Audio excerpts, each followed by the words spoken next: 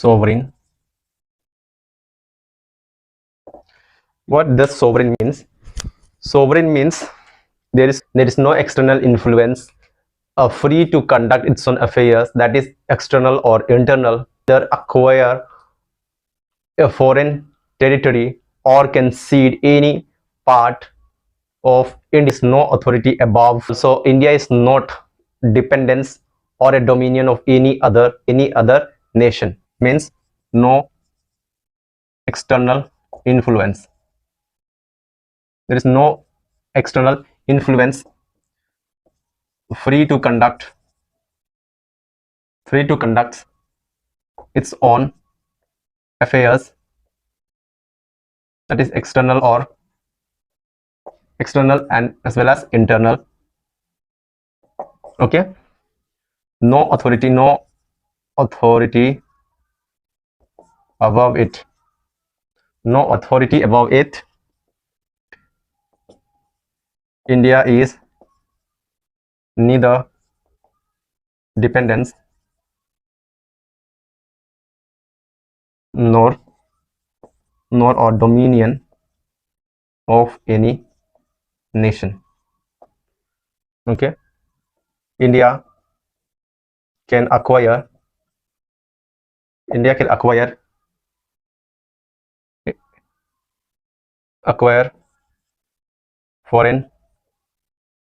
foreign territory and can cede any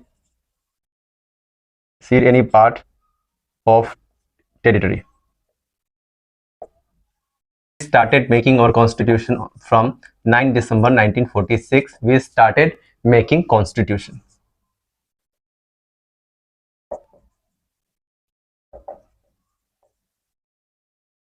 So on 9 December 1946 we started making, and on 15 August 1947 we got independence, right?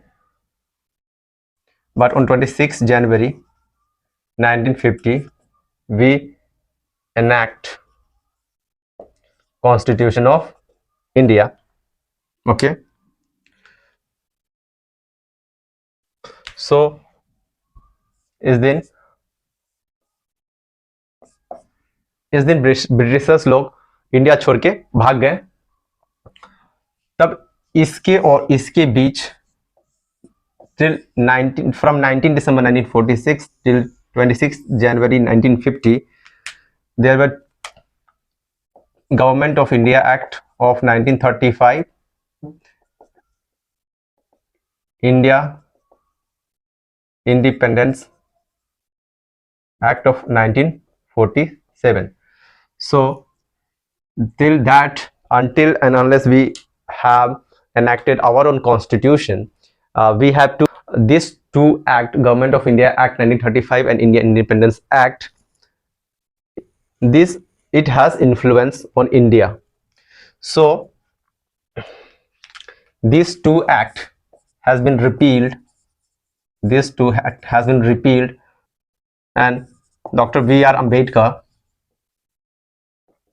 Ambedkar wrote in Article 395 that from today we are repealing Government of India Act 1935 and India Independence Act of 1947. From that day we became sovereign.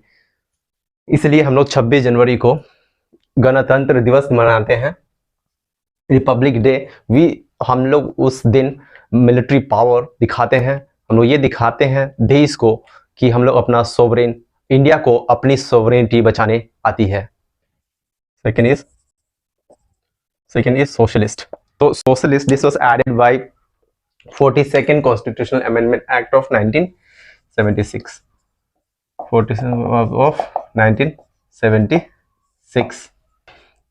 We adopted in 26 January 1950, and we have adopted this word, this socialist, in 1976. So question arises, are Indians were socialist as India was a socialist till 1976? Then answer is yes, India was socialist during that time also. But why did Madam Indira Gandhi amended this preamble and added socialist in preamble. So it was just a political statement. See, there is one Marxist socialism. Marxist socialism is that, so you have resources, so that resources should be distributed equally. Distribute resource distribute equally. Distribute equally. But but Indian brand of socialism is Gandhian socialism. What is Gandhian socialism? Gandhian socialisms we follow. We do not distribute.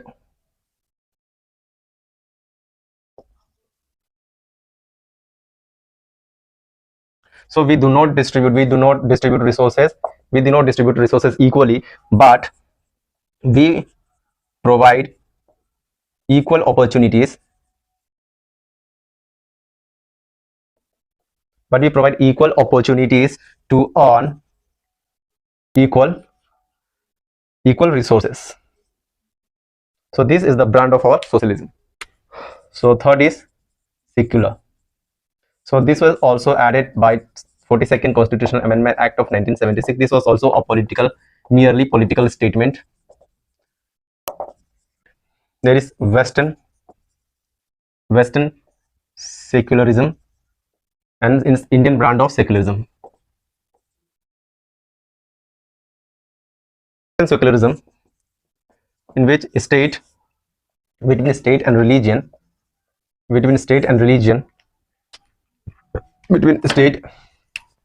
there is a gap, there is a wall. That means there is no interference with each other. So between state and religion there is no interference. In Indian brand of secularism, in which state and religion, there is a watchful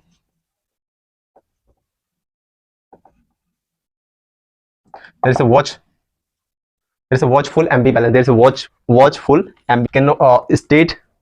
State does not interfere into the religion, but it can interfere if something goes happen in the name of religion.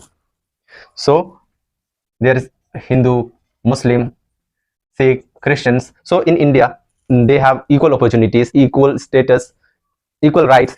For Hindu, you go and practice for Hinduism. Muslims go and practice Islam. Sikhs for Sikhism, and Christian to follow Christianity. So in India there is Sarva Dharma Sambhav. Sarva Dharma Sambhav. In India has not a particular religion, and state is not anti-religion. State has no any religion, and state is not anti-religion. State is not anti-religion. What is democratic? What is democratic? See, democratic, there is a statement by Abraham Lincoln that democracy by the people, of the people, and for the people. See, democracy by the people, of the people, and for the people. For a democratic country, real source of power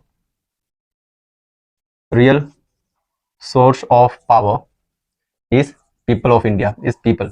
So in democratic country, the real source of power is the people. They choose. So people, they took part in free, fair, and regular election. Free fair and regular people free fair and regular election में भाग ले अपना representative choose करते हैं. They choose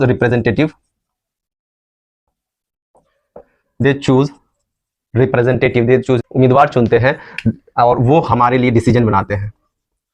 ठीक है. और ये डिसीजन में हम लोग खुद पार्टिसिपेट नहीं करते. हमारा जो उम्मीदवार, इनडायरेक्ट डेमोक्रेसी. ओके. हम लोग खुद नहीं, हम लोग पावर को शिफ्ट करते हैं, अपने रिप्रेजेंटेटिव को देते हैं, जो पार्लियामेंट में जाके हमारे लिए कानून बनाते हैं, हमारे लिए डिसीजन लेते हैं। बट तो ये इनडायरेक्ट डेमोक्रेसी का पार्ट हुआ। और एक होता है डायरेक्ट डेमोक्रेसी, जो कि छोटे छोटे कंट्री में लाइक स्विट्जरलैंड में पार्टिसिपेट होते हैं, वहां लोग खुद डिसाइड करते हैं, खुद डिसीजन लेते हैं। Republic means head of the state should be elected, head of the state is the elected one.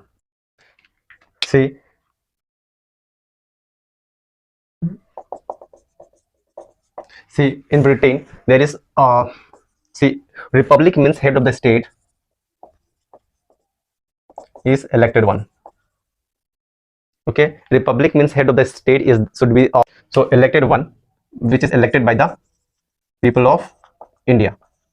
Here number 2, doctrine of lex rex. Doctrine of lex rex.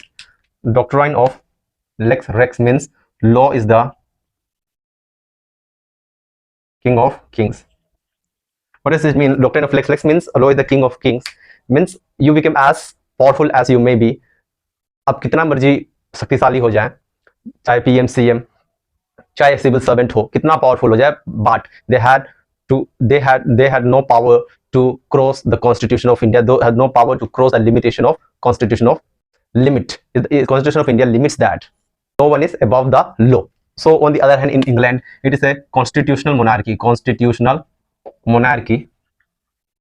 So it is a constitutional monarchy.